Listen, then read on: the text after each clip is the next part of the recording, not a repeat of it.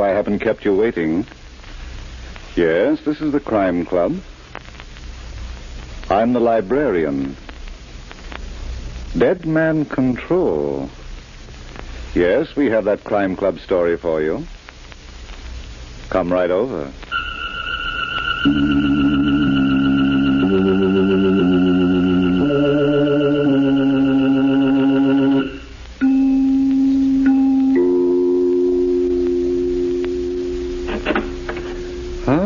You're here. Good. Take the easy chair by the window. Comfortable? The book is on this shelf. Here it is. Dead Man Control by Helen Riley.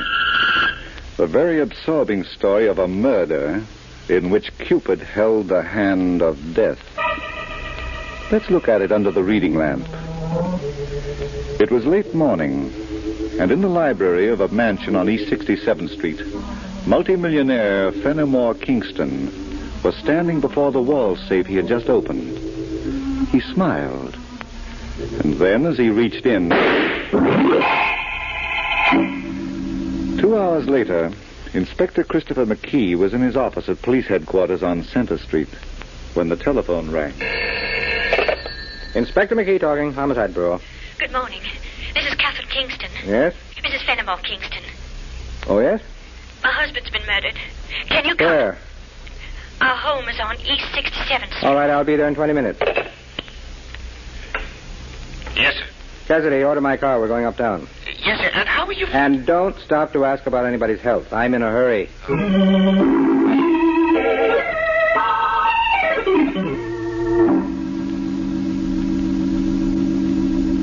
Please go on, Mrs. Kingston. Well, Inspector, as soon as I saw that open wall safe, I thought my husband had been killed by a burglar. Mm-hmm. So while I was waiting for you, I checked the contents. The money and the bonds were still there. But... Yes? The diamond ring that Fenimore gave me after our wedding 3 months ago. That's gone. That wouldn't be the well-publicized Kingston diamond, would it? It would, Inspector. And it's worth $500,000. Yes, but the cash on those negotiable bonds. I can't understand why they weren't taken too. Very unusual thief, to say the least. Where were you when the miracle happened? Out. I went out early this morning. I was restless. Why? I was tired of doing nothing. So I took the car and drove until I was tired of driving. Alone? Inspector McKee. Don't be alarmed, Mrs. Kingston. I'm not insinuating. But your tone... Merely professional. Now, according to the medical examiner, your husband was shot in the back and death was instantaneous about 2 hours ago. Who was in the house with him then? I don't know. What about the servants? Did they go out driving too? We have no servants. In this big house? They quit last night. Oh? Don't let it surprise you, Inspector. Fenimore was not an easy person to get along with. Mrs. Kingston, for your special information, I don't let anything surprise me. Excuse me, sir. What is it, Cassidy? It's about the murder weapon. Did you find it? No, sir. There ain't a trace of it in the house. Me and the boys have looked in every nook and... All right, Cassidy, all right. Yes, sir. Oh, my. What's the matter? Over there, Inspector. Peep it out from under that corner of the window drape. It shines like a diamond. It is a diamond. Well, if it is, then the saints preserve us. It must be as big as an eyeball. Yes. Well, Mrs. Kingston? My ring. No burglary, huh? It doesn't seem so, does it? But how did that ring get under the drape? The law of gravity. It fell when your husband fell, after he was shot. And it either rolled or bounced. You can take your pick. I'll take the ring if you don't mind. Later. Right now, it's evidence. But it's mine. We'll take good care of it. Come on, Cassidy. Are we finished here, sir? For the time being, goodbye, Mrs. Kingston. Goodbye, Inspector. Cassidy. Inspector McKee, if it's one question I might ask. Go ahead. What's the ring got to do with the cadaver we carried upstairs? I think it killed him. The devil, you say? Don't lead me on, Sergeant. I've no time to explain. If you say so, Inspector. Going back to my office, I want you to go to the telephone company. Get a list of every call that's been made from or to this house in the last 2 days. Report to me at headquarters. Yes, sir. But there's one thing that... Now what? But it's that girl in there, Mrs. Kingston. Now, I've been on the force for 32 years, and it's a fine education I've got about the good and the bad in people. Not now, Cassidy. When a girl, young and beautiful, marries a man twice her age and a millionaire, she didn't marry him for love.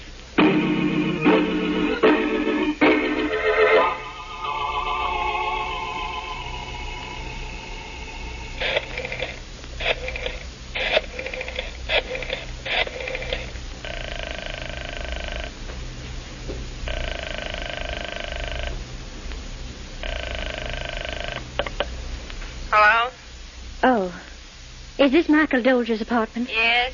Who is this? Amy Cloverton, why? This is Catherine Kingston. Let me talk to Michael, please. You might ask me how I'm feeling. Please, Amy. After all, you did get what I wanted. I want to speak to Michael. I'll ask him how he feels about it. Hold the wire. And don't wind it too tightly around your neck, dear. Hello, Kathy. What's she doing there? Oh, she just dropped in for a cocktail. Oh, it doesn't matter. I want you to meet me right away. Where? Central Park, inside the 72nd Street entrance. I'll pick you up in my car. All right. What's the rumpus about? Fenimore's dead. What did you say? He was murdered this morning. Good grief. Maybe I'd better come over. No, the police are here, dozens of them, all over the place. Meet me in half an hour, and come alone.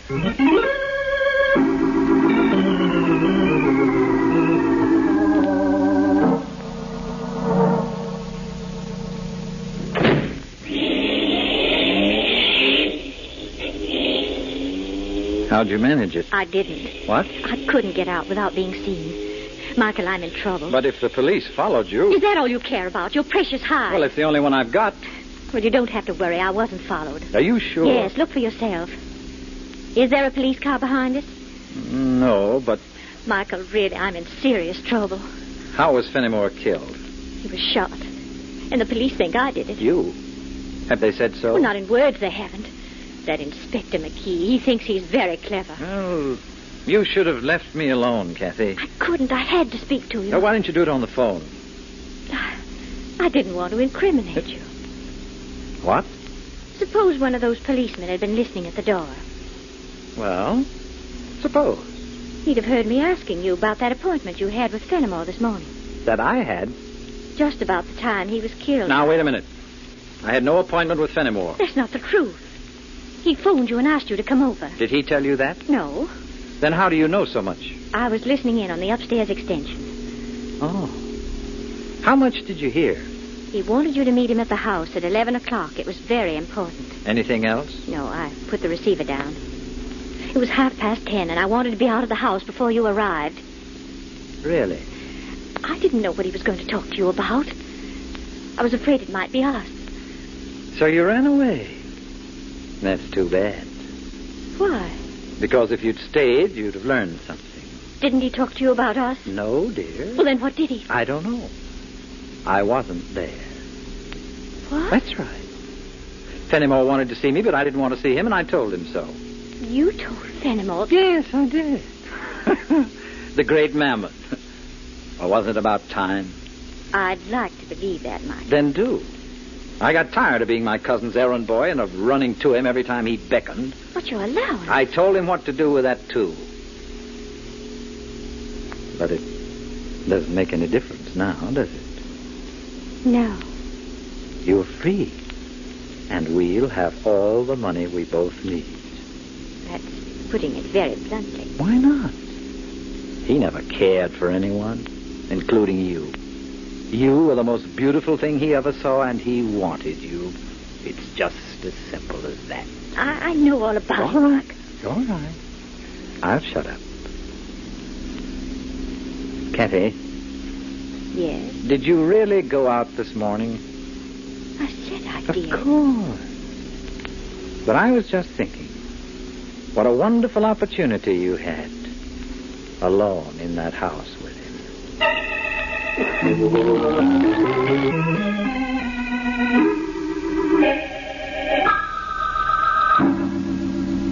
Yeah? Uh-huh. Good work, Gordon.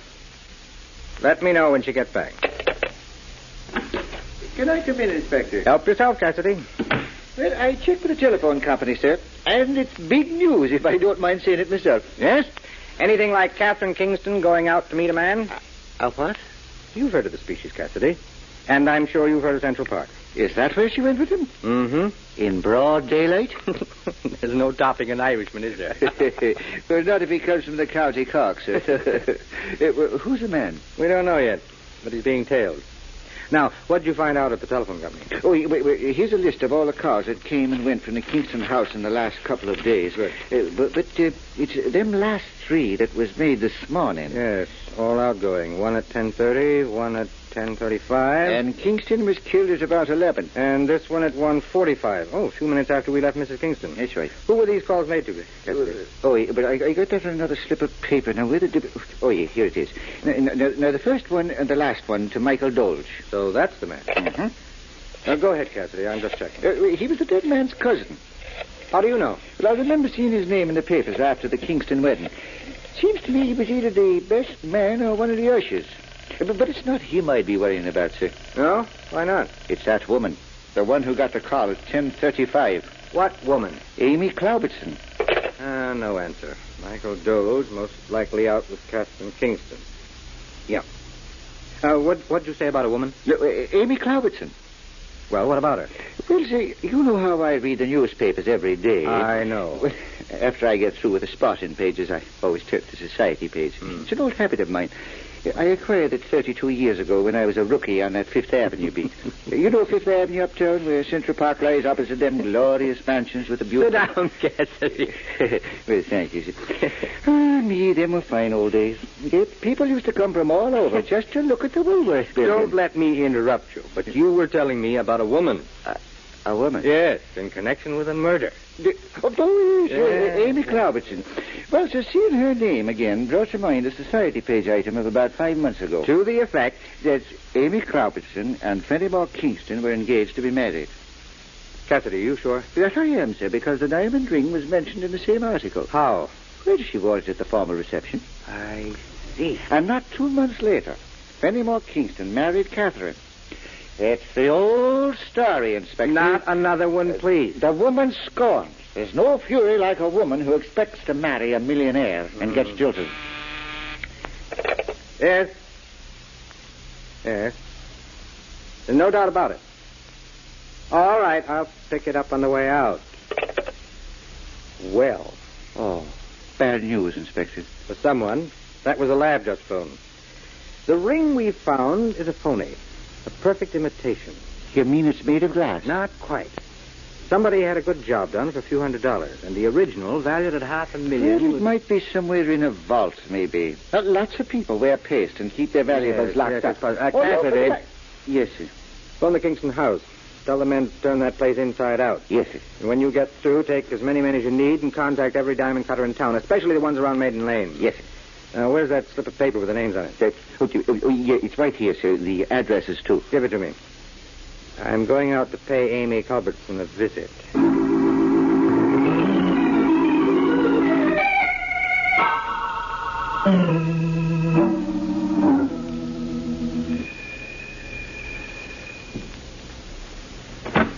Excuse me. I don't want any.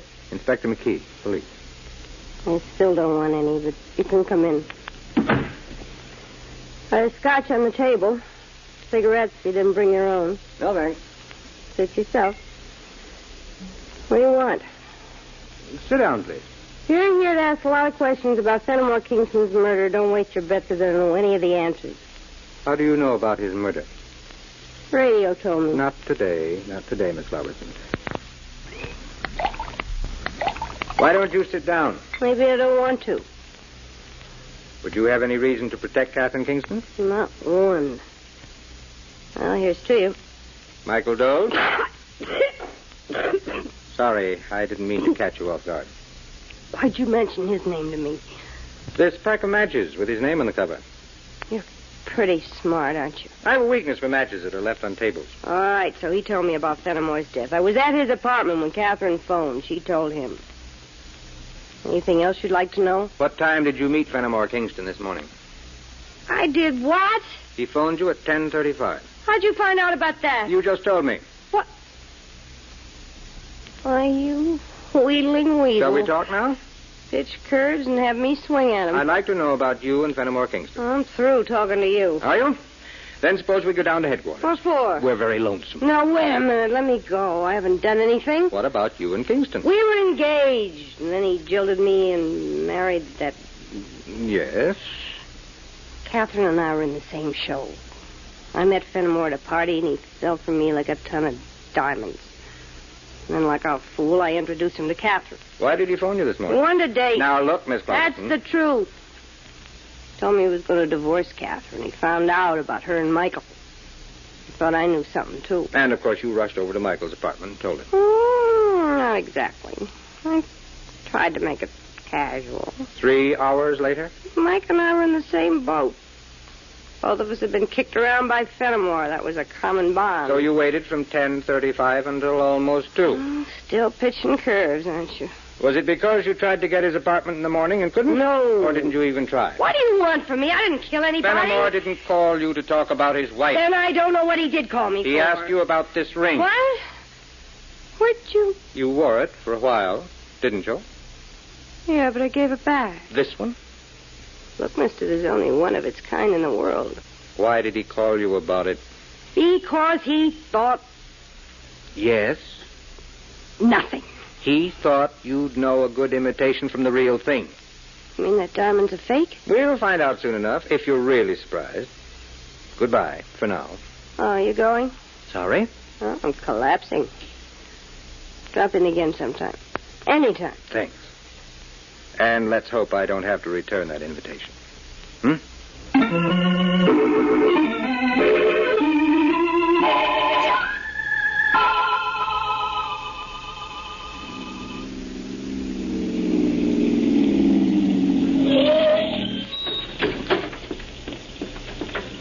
Hello, Michael. Amy, what are you doing I here? figured she'd drive you home. She was always the lady. Get back in the car. Now, see here, Get Amy. back or I'll make a scene that'll turn you both into mummies. Better do as she says, Michael. All right, Kathy. I'll be right behind you, kiddies, in the back seat. Now, Catherine, who told Inspector McKee about me? What? About Fenimore having phoned me this morning. I don't know what you're talking about. Well, you know he phoned me, don't you? No. Oh, you couldn't tell the truth if you had a mouthful of it and it was choking. Wait a minute, Amy. She's trying to frame me. And she'll frame you, too. What was Fenimore talking to you about? Ask her. She was tuned into the extension. Were you, Kathy? No. She had to be. How else? She said no, Amy. All right, so she said no. How did Inspector McKee know that I talked to Fenimore and about the diamond, too? The diamond? Yes. Maybe you didn't know that beautiful thing was just a hunk of glass. That's a lie. Well, it wasn't when Fenimore asked me about it this morning. He wanted me to return the original. Oh, is that why you killed him? Oh, I knew that was coming out of you. You'd like the police to think that, wouldn't you? Maybe they already do. Well, that wouldn't put you in the clear, Kathy, darling. I returned the original to Fenimore. Can you prove it? Can you prove that I didn't? Wind her up, Michael. She seems to have run down. I think you've said enough, Amy. I'm through. And so is she. For good, I hope.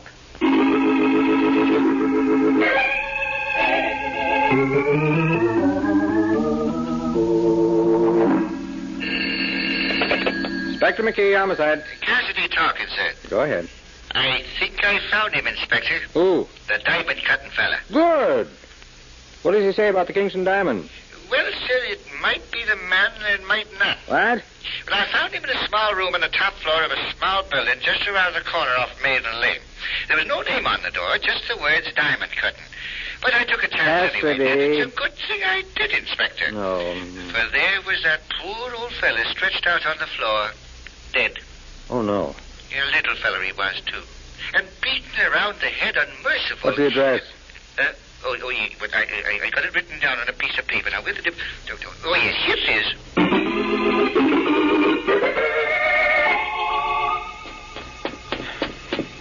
It's up here, Inspector. All right, Cassidy. I'm doing the best I can. But I got some information, sir. I checked with some of the neighbors on this floor. Where's the body? Well, I'll take you to it, sir. Well, as I was saying, I checked. And the fellow's name was Rudolph Leibniz. What else? Well, that's all, sir. He came over from the other side a few years ago. A victim of war and oppression. And to think that his only reward for minding his own How do you know he was minding his own business? His reputation in the trade, Inspector, was good. He was known to all his neighbors as an honest man, a good worker, and a fine, upstanding character. And when your competitors have only Is praise this the room, for you... Cassidy? Yes, sir. There he is. Yeah. A little old fella. Why didn't you tell me his files had been opened and dumped? Well, I was going to, Well, Chief, it but... doesn't matter. Somebody wanted a record and they took it. You think this can be an outcome of the Kingston murder? Maybe. Let's have a look at the body. He didn't have a chance. Struck on the back of the head and then beaten until he Cassidy. was... yes? This man's been dead since this morning. Late this morning. Would you be sure about that? Rigor mortis takes at least 6 hours to set in. It's just beginning. Then it'd be about the time Fenimore Kingston was A murdered. little later, but not much. The killer came right from the Kingston house to this place and... All right, Cassidy. There's no point in searching the room. No, sir? We won't find anything. Oh. Hello. Hello, operator. Give me police headquarters. Have you got a plan, sir? I hope so, Cassidy. Hello. Give me Murphy and homicide. Inspector McKee. I hope so, Cassidy. If it works, it'll be a miracle. Well, talking of Hello, miracles, Murph. there was a... I want you to have the following 3 parties picked up. All right? Catherine Kingston, Michael Doles, and A.B. Cloverson. You'll find the addresses on my desk. And keep them in my office until I get there.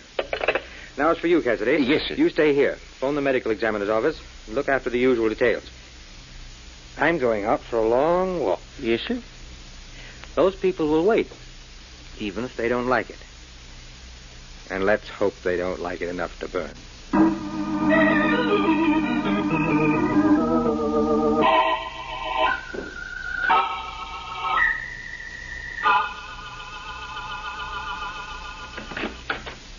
Inspector McKee. Well, company.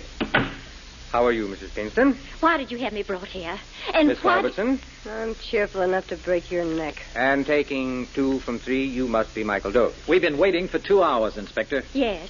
Why have you had me arrested? It's a habit of mine, Mrs. Kingston, when a murder's been committed. Well, then we are under arrest. For the time being, Miss Robertson. Now, if you'll excuse me for a moment, I've been working on another case, and there's some papers on my desk that I... You've no right to keep us here. Please, Kathy. Well, he hasn't, Michael, not without charges. Then wait and try to be calm. Very interesting. There's nothing incriminating in what I said, Inspector. Oh, no. I wasn't referring to that. This memo. Good news. Well, I'm not going to wait here and let you waste my time. Mrs. Kingston, this building is full of policemen. For pity's sake, Kathy, stop being so nervous. If he has anything to say to us, I have. One of you killed Fenimore Kingston this morning. I wasn't home. You were out driving. But who saw you, Mrs. Kingston? What? It takes at least 2 to make an alibi. But surely you don't think that I... Well, you're out of your mind, Inspector. She married him only 3 months ago. And then she changed her mind. She thought how nice it would be to marry you. Inspector... It's all right, Kathy. He's just fishing. But that wasn't the reason Kingston was killed. What? Look out for him when he pitches curves. You know the reason, Miss Cloverton. Oh, now I'm it, huh? Kingston found out that his famous diamond had become an imitation. My ring? This morning, he took it out of the wall safe. The thief, the person who had made the substitution, was in the room with him. And Kingston was shot in the back and killed. Don't look at me, Inspector. I wasn't there. How about you, Mrs. Kingston? I told you. Yes. And you, Mr. Dole? I didn't know anything about Fenimore's death until Catherine phoned me. Then you admit that she phoned you. Of course, it's no secret. I was Fenimore's cousin. And you were making sure that Catherine stayed in the family. Now, look here, Inspector. Excuse me, please. Yes? All right. In a few minutes. I'll call you. Now, this memo becomes very important. May we go now? Don't rush me, Mrs. Kingston. But if you're going to work on another case... I'm not. An imitation of the Kingston diamond was made. And by a strange coincidence, shortly after Fenimore Kingston was murdered, the workroom of a diamond cutter was robbed. What's that got to do with us? Miss Cloverton, tell me what you know about Rudolf Leibniz. What I know? Look, I may get around, Would but you that's... like to see him?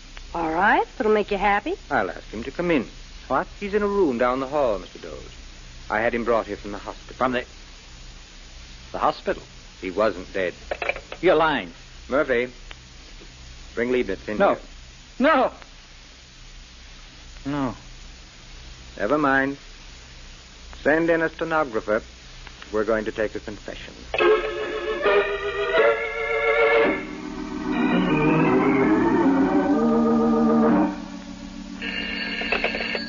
Hello. Inspector McKee, I'm sorry to be bothering you at your home, but when I returned to headquarters this evening... What is it, Cassidy? Well, it's about that fella Michael Dole. He killed his cousin, Fenimore Kingston. Well, that's what the boys told me, but I'm... He took the diamond and had the imitation put in. You don't say. About 3 weeks ago. Well, how did he get hold of it? That was very simple. Catherine wore the ring at a house party. Doles mentioned to Fenimore that the diamond needed cleaning and that he could take care of it for him. Oh, so he took the stone down to Leibniz and had an imitation made. That's right. It was so good that Fenimore didn't notice it right away. But this morning... Ah, Yes, this morning. It's all in the confession, Cassidy. Ah. Oh. Then Kingston knew right away who had stolen the real diamond, didn't he now? Yes, he did know. Oh, Inspector, get along with you.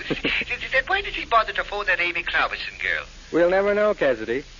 Maybe he was anxious to turn the clock back to better times.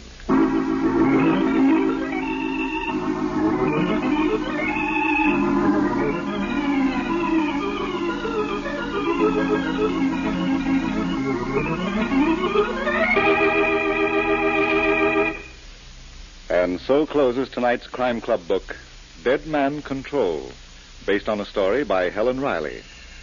Stedman Coles did the radio adaptation. Roger Bauer produced and directed. Ted Osborne played Inspector McKee. Alice Frost was Catherine Kingston. Elspeth Eric was Amy. Sherling Oliver was Michael Dolge. And Barry Thompson played Cassidy. Oh, I beg your pardon. Hello, I hope I haven't kept you waiting. Yes, this is the Crime Club. I'm the librarian. Yes, come over a week from tonight. We have a very unusual story of a will that had the power to kill. It's called Silent Witnesses by John Stephen Strain. In the meantime, there is a new Crime Club book available this week and every week at bookstores everywhere. Yes, it's available now. Fine. And we'll look for you next week. Oh, yes. The United States Merchant Marine is offering this opportunity to young men between the ages of 16 and a half and 21. If you are an American citizen and a high school graduate, you are qualified to take the test for enrollment in the Merchant Marine Cadet Corps. Graduates of the Corps are qualified for a license as deck or engineer officer in the Merchant Marine or to a commission as ensign in the Naval Reserve or in the Maritime Service. Discharged veterans of the armed services and the Merchant Marine are eligible for the test up to their 24th birthday. They are also allowed 5 additional points on the test. The test is competitive and will next be held on April 4th.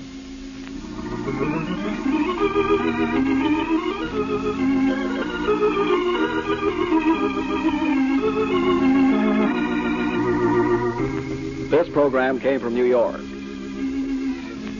This is the Mutual Broadcasting System.